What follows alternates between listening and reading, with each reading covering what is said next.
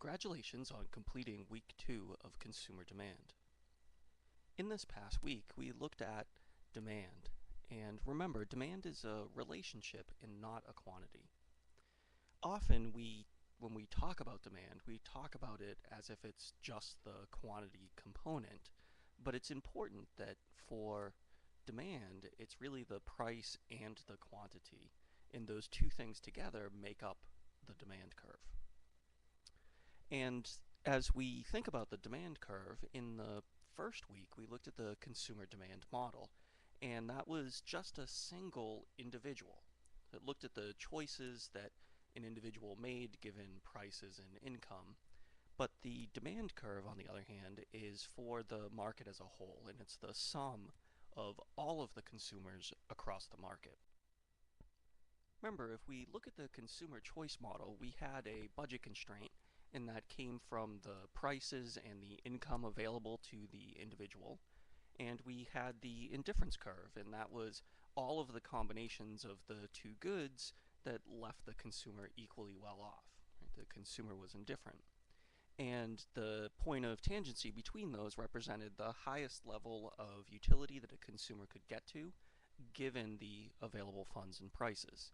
So point A in this graph, that's the optimal allocation, and that represents some quantity of the two goods here. For example, for good 1, that's the quantity sub 1 for point A. But if the price of good 1 decreases, that causes the budget constraint to rotate out. The consumer can now afford a larger selection of bundles of goods because of that price decrease. The price decrease then would also change the optimal allocation. That's the new point B.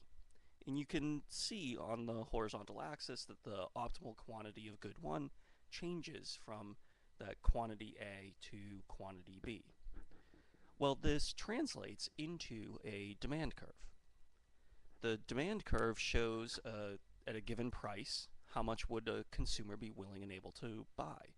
Now remember, the demand curve is really all of the consumers added up together, but we could see that for this one particular consumer, as the price dropped, their optimal allocation went from A to B, and the quantity that they would want to buy of good 1 went from QA to QB. And we can see that represented on the demand curve as a movement from that higher price, lower quantity to the lower price, higher quantity, that QA to QB. And so therefore what we can see is that that consumer choice model really gives us a way to think about the demand curve. And that negative relationship between price and quantity, we talked about that really in 3 big reasons for that. There's the substitution effect, and remember, the substitution effect says that consumers look for the cheapest way to satisfy a need or desire. So as prices fall, some people will buy more of this product, or they'll substitute away from a relatively more expensive product.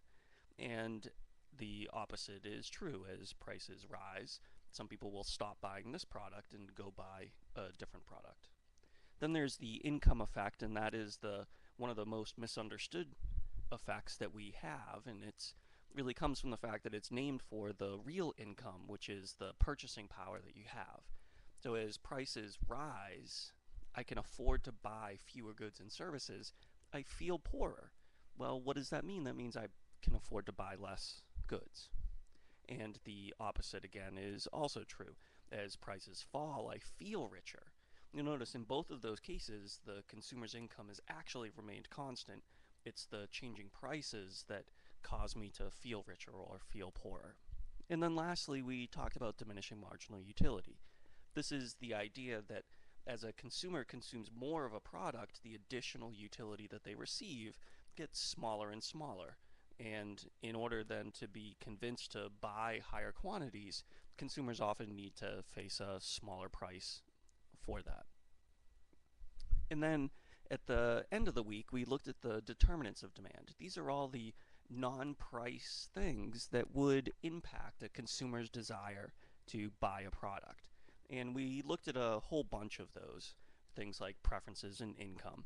But what we saw is that as, say, income rises, people now really are richer, they can afford to buy more goods and services. So that's going to cause the demand curve to shift to the right, even if prices are constant. And so you can see that in the graph that even at that constant price, the quantity that a consumer will demand goes from Q1 to Q2.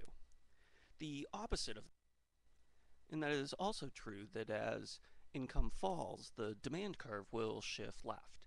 And even if price is constant, that the quantity that consumers will demand will decrease because they actually have less money available.